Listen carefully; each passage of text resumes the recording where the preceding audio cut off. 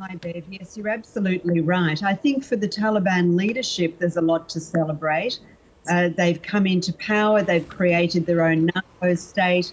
But for, as you said, tens of millions of Afghan people, it's a very grim situation indeed. Many of them are really struggling for food, for economic wherewithal. Even most recently, as we know, women have been pushed even further out of the public economic space. They're not even allowed to go to beauty salons anymore. There's nowhere to meet. They can't do physical exercise. They can't go out without a male chaperone. They can't travel. They certainly can't work. And most girls are not allowed to go to school. It's a pretty difficult and dire situation for most people in Afghanistan. Yeah. Some women have described it as their life being in free fall, and it is so hard for you and I to imagine what that must be like, having had a job and just systematically be pushed out of sight. Well, absolutely. It's beyond our imagining. I talked to a lot of people in the last couple of weeks, a broad cross-section of Afghans, including women who have been, until 2 years ago, working as lawyers, teachers, nurses, doctors, and they say, all of my dreams have been turned to dust. That was how one woman put it to me.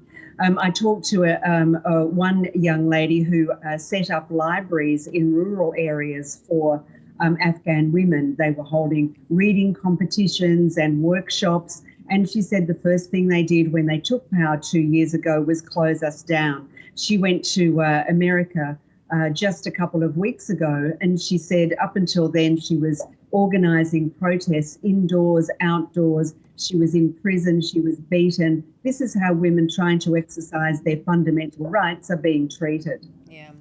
You talked about the Taliban having set up a narco state. Explain to us more about where they're getting their money, how they are operating within the country. Well, when I say narco state, what I mean is that the Taliban have for more than 20 years derived most of their income from heroin. Poppies are grown in across a large swathe of Afghanistan's territory, and almost 100% of the heroin that reaches certainly the West, but most markets in the world, is made in Afghanistan heroin. In recent years, they've been moving into methamphetamine because it is much cheaper to make. The inputs are much easier to get a hold of. It's made from a plant called ephedrine that grows naturally and wild in Afghanistan. And so what they've been doing in these very well-developed smuggling routes that go from, Afghanistan across the world to Perth, Sydney, Tokyo, Kuala Lumpur, Sri Lanka, Mozambique, you name it, smuggling routes that are also being used, by the way, to get weapons to other jihadist groups.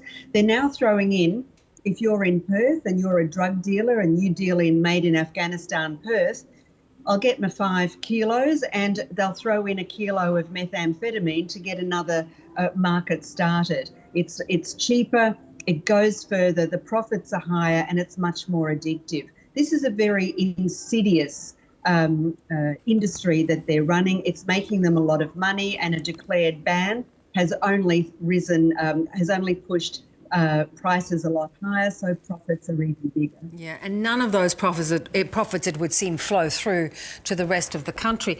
Can this regime last from what you're looking at?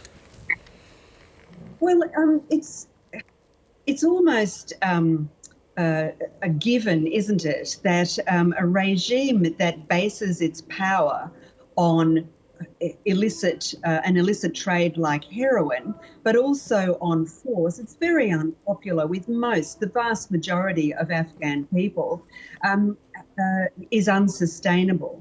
So we can say to each other and to ourselves and to them that their days are numbered, but we just don't know what that number is. I can't see this as being sustainable, but at the moment you have the United States as the leader of the international community and the United Nations that are working with the Taliban. They don't recognise them officially or diplomatically, but they work with the Taliban Taliban steals international aid, and it takes its strengths from that level of engagement. They believe that they are legitimate. It's just a matter of time in their mind before the way they're bribing the Western world into recognizing them comes to fruition. But I can't see it being sustainable in the long term for a whole lot of reasons, including the violence, their unpopularity, and the fact that they are factionalised within themselves. Yeah, and you talk about those sort of underground uprisings and attempts to protest, but do you think ultimately there can be an organisation within the Afghan people themselves to rise up against the Taliban? Well, I think, Bev, you've hit the nail on the head when it comes to an opposition. There isn't any cohesive opposition. There are groups. There are even groups on the ground that are fighting and doing quite well, but in a localised way. And even these groups that are fighting inside Afghanistan against the Taliban with arms are not cohesive. They're not working together. Then outside the country, you have quite a large number of different and disparate opposition groups that don't have any support.